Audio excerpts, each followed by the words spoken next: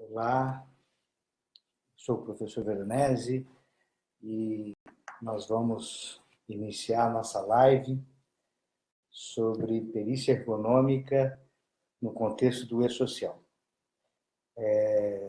Vou primeiro testar um pouquinho o áudio, se ele está bem. Peço que quem já esteja aí dê um ok, para que a gente possa dar início à parte técnica. Explicar um pouquinho sobre esse projeto das lives. É um projeto que o Método Veronese criou para poder explicar, elucidar um pouco mais sobre perícia judicial. Olá, Lília, tudo bem? Acabei de identificar você. Seja bem-vinda nessa nossa live. E gostaria até de um retorno seu, se o som está bom, está escutando bem. Estamos aí fazendo um teste inicial de som para que a gente possa começar com a parte técnica. Rodinei também, seja bem-vindo. E também estou aqui estou vendo, acho que Fernanda, Tiago, sejam bem-vindos. E que bom retorno, está escutando bem? Então, a perícia judicial, ela está no nosso Código de Processo Civil, no artigo 156, no Código Novo, no novo Código de Processo Civil, que quando o juiz tiver uma dúvida que refere-se a um aspecto técnico, ele vai solicitar uma perícia técnica. Dessa forma, a perícia é uma técnica, é uma dúvida técnica, é uma solução de dúvida, que normalmente se dá de um ponto controverso. É fundamental explicar essa parte introdutória, porque hoje no Brasil eu vejo em vários locais alguns aspectos de confusão dentro da perícia ergonômica. Então, vamos entender um pouquinho. Se a perícia é o esclarecimento de uma controvérsia, uma dúvida dentro de um aspecto técnico, e quando se trata de uma perícia ergonômica, fica evidente e notório que a dúvida é sobre o aspecto ergonômico. Ou seja, quando alguma das partes tem alguma contestação, alguma dúvida, ou mesmo que haja uma controvérsia entre essas partes no aspecto ergonômico, a perícia deveria ser ergonômica. O que acontece em muitas regiões do nosso país é que muitos juízes estão nomeando, em especial fisioterapeutas, para fazer perícia ergonômica. Porém, o objetivo desta perícia, o objetivo interior, ou mesmo informal dessa perícia, seria para uma contextualização do nexo causal. O nexo causal é uma prioridade, uma propriedade que o fisioterapeuta tem muito bem embasado nas suas resoluções. O próprio Ministério do Trabalho e Emprego, na CBO, Classificação Brasileira de Ocupação, deixa claro que o fisioterapeuta tem a competência de estabelecer o nexo técnico, o nexo ergonômico, o nexo de causa ergonômica. Então, quando se trata do nexo causal, o fisioterapeuta tem essa habilidade que está muito bem contextualizada na resolução 466 do COFITO, de 2016. Dessa forma, quando a controvérsia é do nexo causal, o correto era ser nomeado uma perícia fisioterapêutica e não uma perícia ergonômica. A não ser que fique bem claro que o juiz quer uma perícia ergonômica, onde as dúvidas no descumprimento de alguns itens da ergonomia, seja todos os itens da NR17, ou mesmo do E-Social, que logo mais eu vou abordar, ou mesmo de alguns itens específicos que foi levantado por uma das partes. Normalmente, as perícias ergonômicas, a qual eu participei, posso dizer com clareza, no Mato Grosso do Sul, que eu venho trabalhando há praticamente 20 anos, foram todas perícias que envolvia a ação civil pública, ou do Ministério Público do Trabalho, ou do Ministério do Trabalho, onde contestava alguns tópicos da ergonomia, ou mesmo a ergonomia como um todo. Coincidentemente, eu finalizei hoje uma perícia aqui em Vitória, onde o juiz me nomeou para fazer uma perícia ergonômica sobre um aspecto de uma atividade específica, de uma atividade laboral, onde ele solicitou que analisasse, dentro do contexto do E-Social, quais eram os riscos ergonômicos encontrados no posto de trabalho da reclamante. O que eu achei fantástico, achei extremamente inovador, pois utilizou o E-Social, que é um instrumento recente, um instrumento que já está em vigor para uma grande massa das empresas, para que seja um basilamento, um instrumento de norteador do risco ergonômico, para que possa ser estabelecido o nexo causal. Mas ele não me pediu o nexo causal, ele pediu exatamente quais eram os riscos ergonômicos que o posto de trabalho poderia executar, em uma ação comum, uma ação individual, onde uma pessoa estava processando a empresa. Então, cabe ressaltar que a perícia ergonômica ela tem essas duas possibilidades. Ou você fazer uma análise de demanda específica numa ação civil pública, ou você fazer uma análise específica numa ação individual.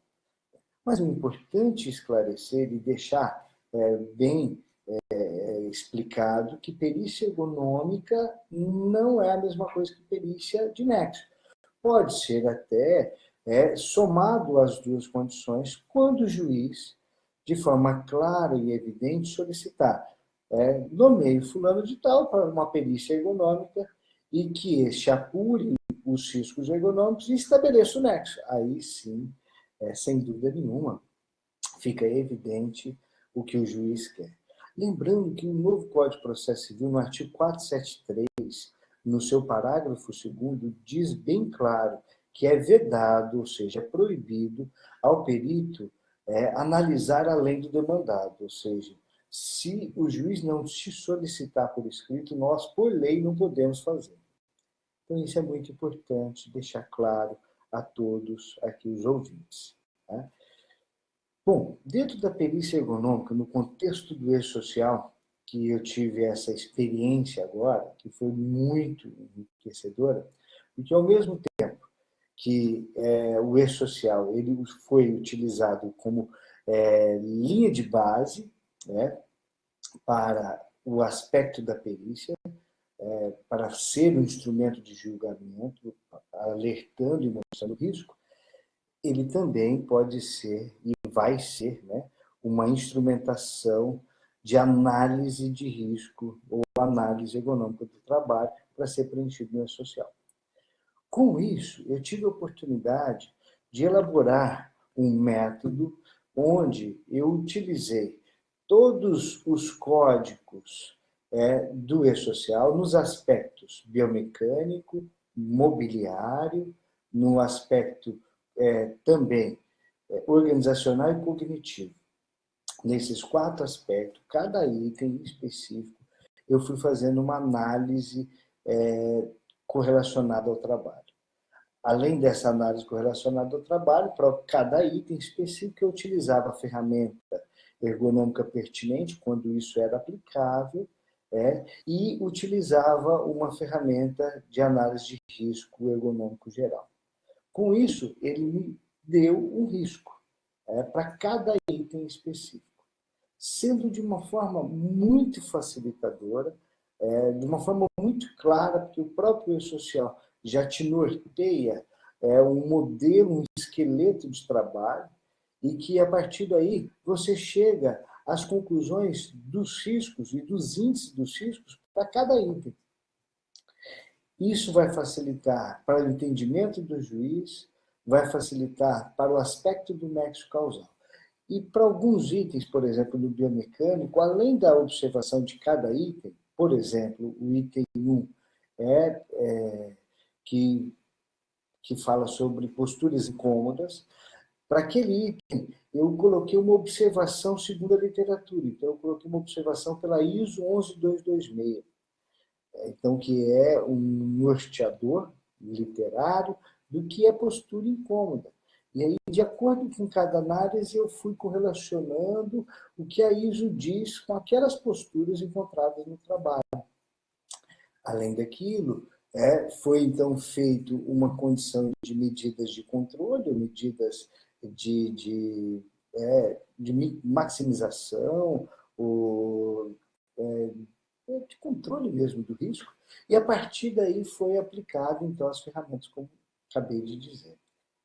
Então, a partir disso, além da ferramenta e da análise da observação da ISO, eu fiz também o que está publicado no meu livro de Fisioterapia do Trabalho, uma relação do segmento sobrecarga biomecânica.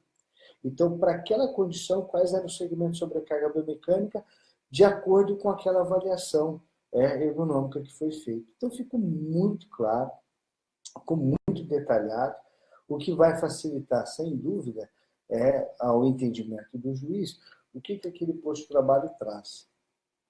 E o mais interessante é que o e-social ele traz os principais itens dos aspectos ergonômicos, biomecânicos, perdão, de mobiliários, organizacionais e cognitivos. E aí é possível você fazer uma correlação entre o biomecânico com o mobiliário, biomecânico com o organizacional, na verdade, o que o organizacional leva no biomecânico, vice-versa, o que o cognitivo leva, e isso a gente consegue fazer uma conclusão final sobre o risco ergonômico de forma clara, detalhada, com um aspecto bem embasado. Então, eu utilizei as ISOs para embasar, 11226, fala de postura estática e ângulos aceitáveis, a 112281, que fala de levantamento de peso e carga acumulativa, a 112282, que fala de transporte de peso, e a 112283, que fala de movimentos repetitivos, para embasar nos itens correspondentes. No aspecto organizacional e cognitivo, eu usei o IVRE, que é o Índice Veronese de Risco Ergonômico, para que eu pudesse analisar o risco, para dar uma base quantitativa, para, por exemplo, carga mental, para estresse, para pausas, para todos os itens, tanto no organizacional quanto no cognitivo. E as ferramentas, é claro, postura sentada, eu usei o checklist de postura sentada, que foi inclusive tese do Rodrigo Marçal, nosso amigo, professor do EDUV, e que foi desenvolvida por mim. A gente tem, inclusive, logo o Método Veronese vai lançar um aplicativo onde nós ofereceremos tanto essa ferramenta da postura sentada, como também uma de cálculo para DPVAT, que vai ser bem interessante para quem trabalha com perícia para DPVAT. Mas, enfim, só para ilustrar que para cada item foi utilizada uma sequência de raciocínio, onde tinha observação, ferramentas, uma análise com referência literária e um risco ergonômico final. E depois, entrelaçado todos, tivemos a conclusão final. Então, foi uma experiência muito rica, que está em fase de construção, esse método para a perícia ergonômica no contexto do e-social, e que tenho certeza que logo estarei disponibilizando aí para a sociedade esta metodologia.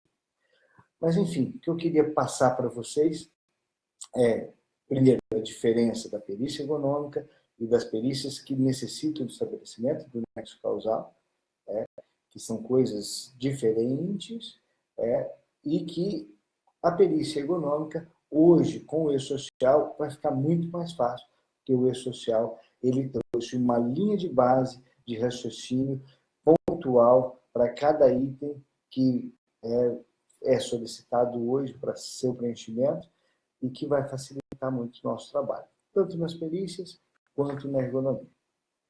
Espero que tenham gostado, espero que vocês tenham aproveitado. Se tiver alguma dúvida, pode enviar um e-mail para mim, veronese@edu.com.br, e responderei com o maior prazer.